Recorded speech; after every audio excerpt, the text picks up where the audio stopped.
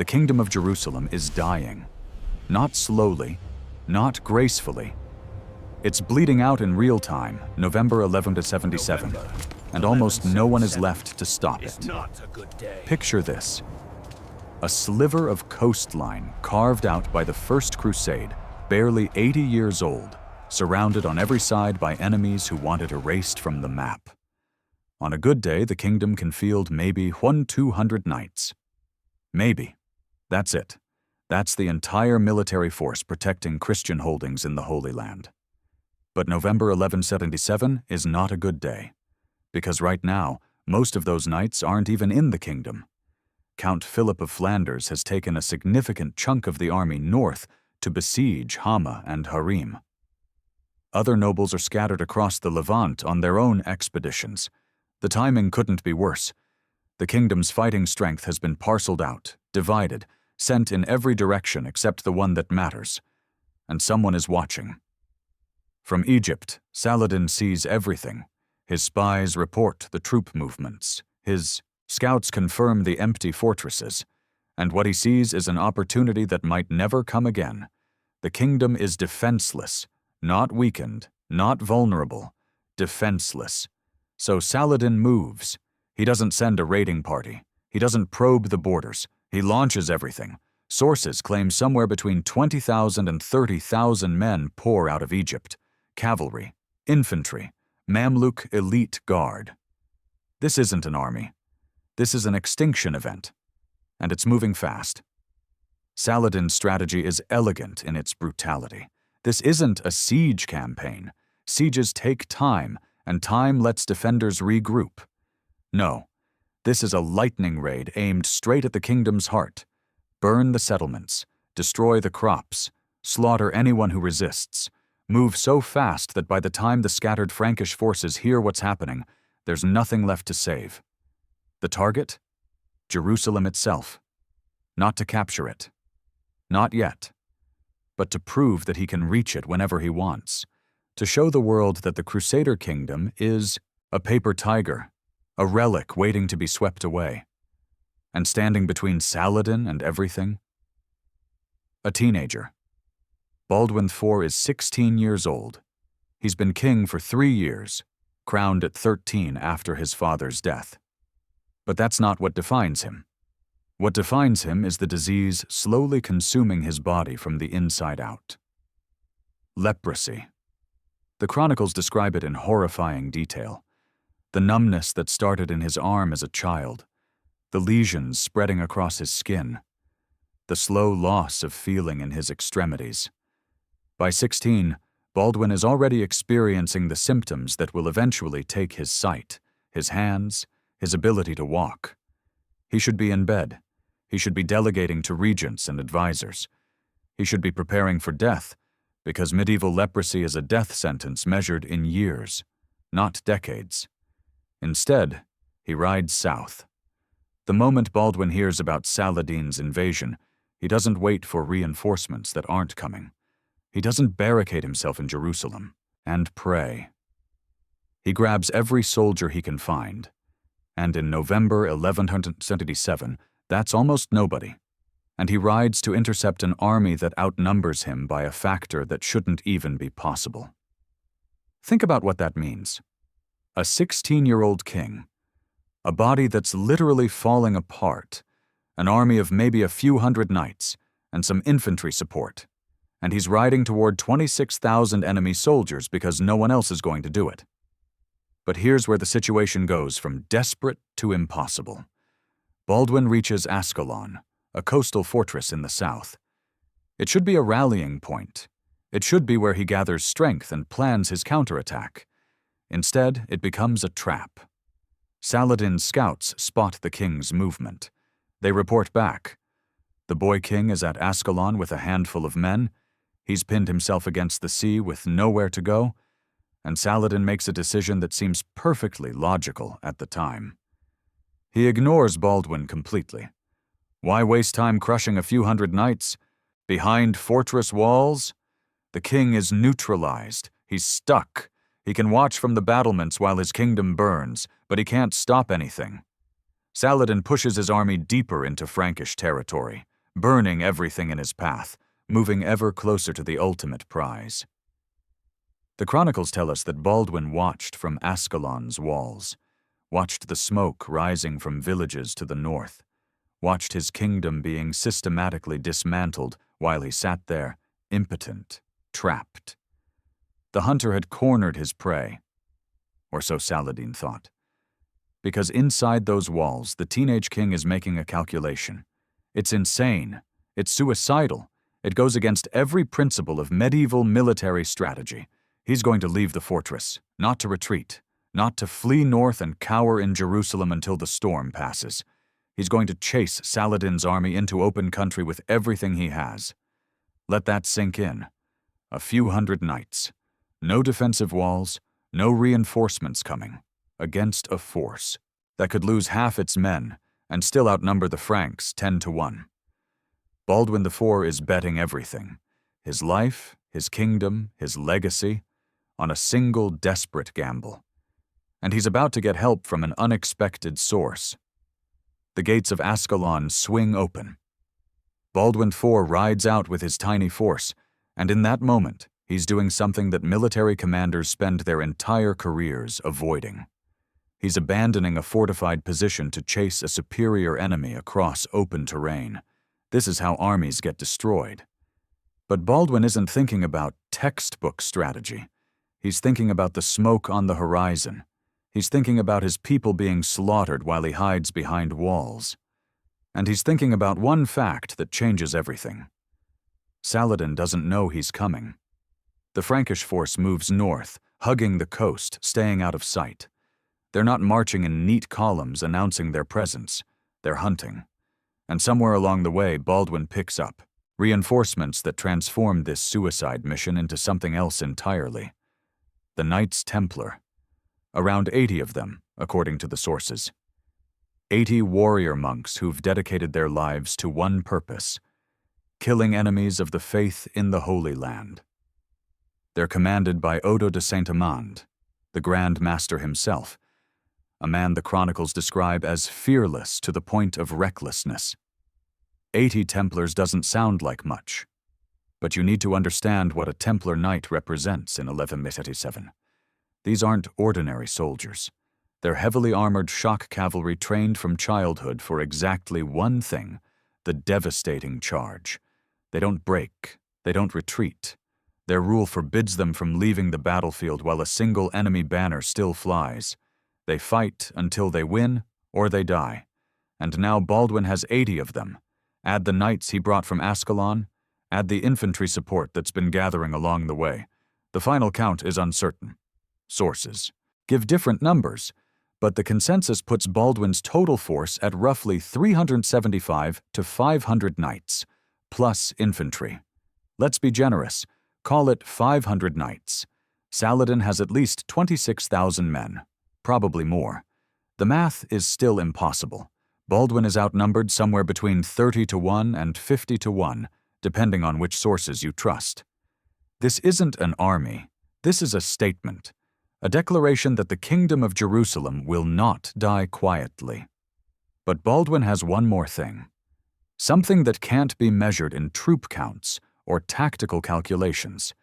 He has the true cross. Now, we need to be careful here. What follows comes from Crusader chronicles, written by men who believed absolutely in divine intervention. They weren't trying to deceive. They were recording events as they understood them. And they understood the true cross as the most sacred relic in Christendom. According to tradition, this was the actual cross on which Christ was crucified. A fragment of it, carried into battle by the Bishop of Bethlehem. For medieval Christian soldiers, fighting in the presence of the true cross transformed warfare into something transcendent. This wasn't just a battle anymore. It was a holy mission. Picture what that means for morale. These knights are about to ride against impossible odds, and they believe, truly, deeply believe, that they're carrying a piece of God's power with them, that the sacrifice they're about to make matters on a cosmic scale, that if they die here, they die as martyrs. Fear doesn't work the same way on men who think they're already saved. So Baldwin rides north with 500 knights, the true cross, and absolutely nothing to lose. And what about Saladin? This is where the story turns. Because while Baldwin is gambling everything on one desperate charge, Saladin is making mistakes. Small ones. The kind that seem reasonable in the moment. The kind that get armies killed. His force has shifted into what military historians call raid posture. Think about what that means. A raiding army isn't a compact fighting force. It's spread across miles of territory. Cavalry units fanning out to hit multiple targets, infantry columns stretched thin, supply trains lagging behind. Soldiers are looting villages, gathering plunder, driving off livestock. The discipline that holds an army together loosens because there's no threat. Or so they think. Saladin's scouts have confirmed that the Frankish king is bottled up in Ascalon. The main Crusader army is hundreds of miles away besieging cities in the north. There is literally no one left to fight. This isn't a campaign anymore, it's a victory lap. Security gets lax, scouting parties range less far, units lose cohesion as men scatter to grab what they can from the burning countryside. And somewhere in the back of Saladin's mind, there's a calculation. Even if Baldwin somehow breaks out of Ascalon, even if he brings his pathetic little force into the field, what can he possibly do? Throw 500 knights against 26,000? That's not a battle. That's a massacre. Saladin isn't stupid. He's one of the most brilliant military commanders of the medieval world. But brilliance doesn't protect you from the one variable you never considered. Baldwin isn't trying to win a battle. He's trying to catch Saladin at exactly the wrong moment. The Frankish force moves through the coastal hills, staying hidden, gathering intelligence. They know Saladin's army is dispersed. They know the raiders have let their guard down. And they know that somewhere ahead, there's a moment, a single window of opportunity, where all of Saladin's advantages disappear. Because here's the thing about medieval shock cavalry. Numbers matter less than you think. A charge doesn't hit an entire army at once. It hits one point, one spot in the enemy line. And at that point of impact, it doesn't matter if the enemy has 26,000 men or 260,000 men.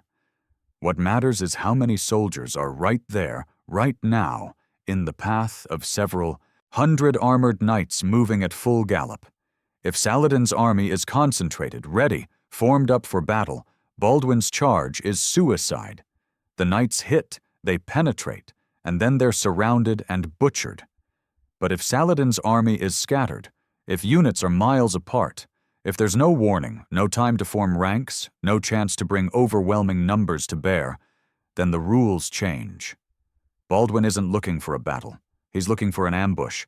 He's looking for the exact moment when 500 knights can do what 26,000 scattered soldiers cannot prevent.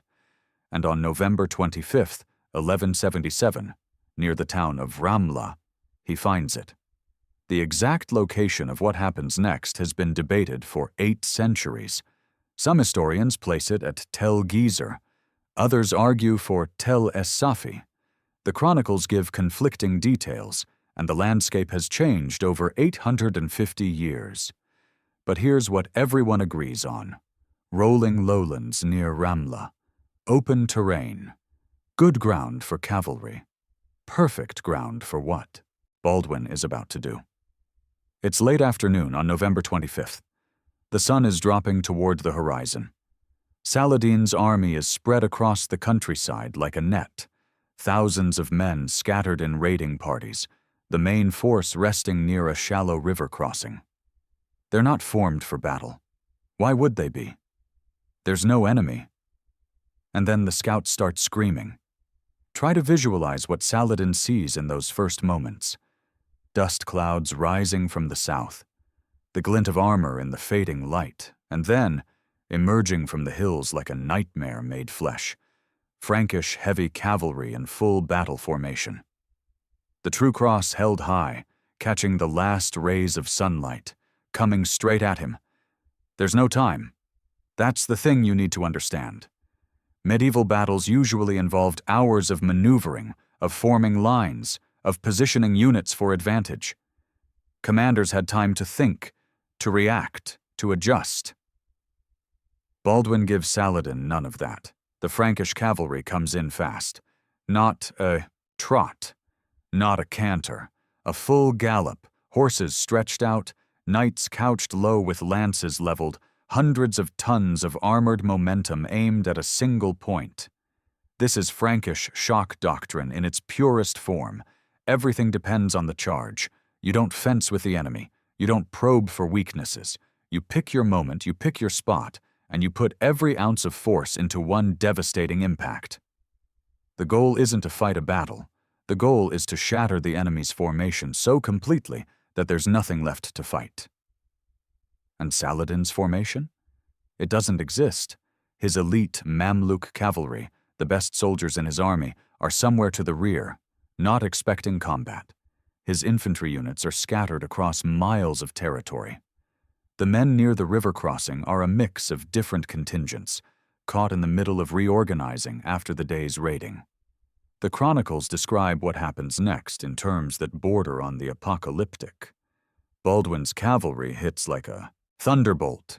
The impact point, wherever it was, simply ceases to function as a military unit. Men go down under the hooves. Lances punch through armor, through shields, through bodies. The Frankish knights don't slow down. They keep moving, driving deeper, exploiting the chaos. And this is where the mathematics of medieval combat turn inside out. At the point of impact, Baldwin doesn't have 500 knights against 26,000 enemies. He has 500 knights against however many men are directly in front of him. A few hundred, maybe 1,000. None of them ready, none of them formed, all of them trying to figure out what's happening as death comes screaming out of the afternoon sun. By the time Saladin's other units realize they're under attack, it's already too late, because panic spreads faster than orders. This is the nightmare scenario for any commander. Your army isn't being defeated in battle. It's disintegrating before a battle can even form. Men see their comrades being ridden down and they run. Officers try to rally troops and find that half of them have already fled. Units that might have fought effectively in isolation collapse because they can see other units collapsing around them. It's not a battle, it's a rout. And once a rout begins, nothing can stop it. Saladin tries. The sources are clear on this. He's not a coward, and he doesn't abandon his men easily. He attempts to rally his Mamluks, to form some kind of defensive line, to create a nucleus around which his army can reform. It doesn't work. The Frankish cavalry is everywhere now. The compact formation has spread out into pursuit. Knights running down fleeing soldiers, small groups of crusaders hunting larger groups of panicked raiders. The cohesion that made Saladin's army dangerous has evaporated. What's left is 26,000 individuals, each one trying to survive. The killing goes on for hours. This is the part that medieval chronicles dwell on with uncomfortable detail.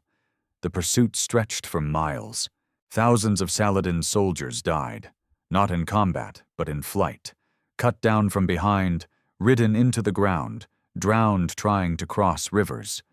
The rolling lowlands that had seemed so open and safe became a killing field. And Saladin? He runs, not walks, not retreats in good order. He flees on a racing camel, the fastest mount available, with Frankish knights close behind. The greatest military commander of the age, the man who will eventually conquer Jerusalem and face down the Third Crusade, is running for his life from a teenage leper. Some sources claim his personal guard was virtually annihilated covering his escape. Others suggest he was nearly captured multiple times. The details vary, but the core fact doesn't. Saladin came within inches of ending his career, and his life, in the hills near Ramla. By nightfall, it's over. The army that had marched out of Egypt to destroy the kingdom of Jerusalem has ceased to exist as a fighting force. Thousands dead. Thousands more scattered across the countryside. The equipment, the supplies, the plunder from weeks of raiding, abandoned or captured. Baldwin IV, the 16-year-old leper king, has just won one of the most one-sided victories in medieval history. and no one can explain how. The sun rises on November 26th, 1127. The battlefield, if you can call it that, stretches for miles, bodies scattered across the lowlands, abandoned weapons glinting in the morning light, horses wandering riderless through fields that were farmland 2 days ago. And somewhere in the wreckage, Baldwin IV is still alive. Not just alive, victorious. The chronicles struggle to process what happened. Medieval writers understood warfare. They knew that smaller armies sometimes beat larger ones through clever tactics or favorable terrain. But this defied everything they thought they knew. A ratio of 50-1. A king who could barely grip a sword. An army that shouldn't have existed facing an army that shouldn't have lost. They reached for the only explanation that made sense to them. God. The true cross. Divine intervention. A miracle on the plains of Montgisard. We don't have to accept supernatural explanations to understand why they did. When reality breaks your understanding of how the world works, you look for answers beyond the natural. And for the Crusaders who survived that day, for the chroniclers who recorded their testimonies, the only answer that fit was providence. November 25th became St. Catherine's Day in the Crusader calendar, a holy commemoration, a reminder that God had reached down and saved his kingdom from destruction. But here's what the chronicles don't emphasize enough: the strategic aftermath. Because Montgisard didn't just humiliate Saladin, it changed him. Think about who Saladin was before November 25th, 1127, a commander on the rise, a unifier of Muslim forces in Egypt and Syria, a man who believed, with good reason, that the Crusader states were rotting from the inside, ready to collapse under sustained pressure.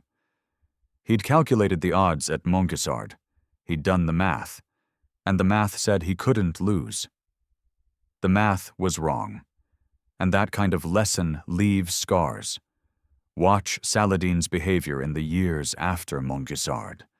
Watch how he wages war against the Franks. Something fundamental has shifted. He stops gambling. Before Montgisard, Saladin took risks. He launched bold campaigns. He trusted his numerical superiority to carry the day, even when circumstances weren't perfect. After Montgisard, he becomes a different kind of commander. More cautious, more patient, more willing to wait for exactly the right moment instead of forcing the issue. When he faces Frankish armies in the field, he doesn't charge in expecting victory. He maneuvers, he probes, he looks for ways to win without committing to the kind of open battle that destroyed him at Montgisard. Sieges become his preferred weapon. Attrition, economic pressure, anything that doesn't involve throwing his cavalry against Frankish heavy knights in a straight fight. Some historians describe this as Saladin becoming terrified of the Franks. That's too simple. Cartoon fear doesn't capture what happened. This was something deeper and more rational. Strategic recalibration born from catastrophic failure. Saladin learned at Montgisard that Frankish shock cavalry, properly deployed at the right moment, could destroy any numerical advantage.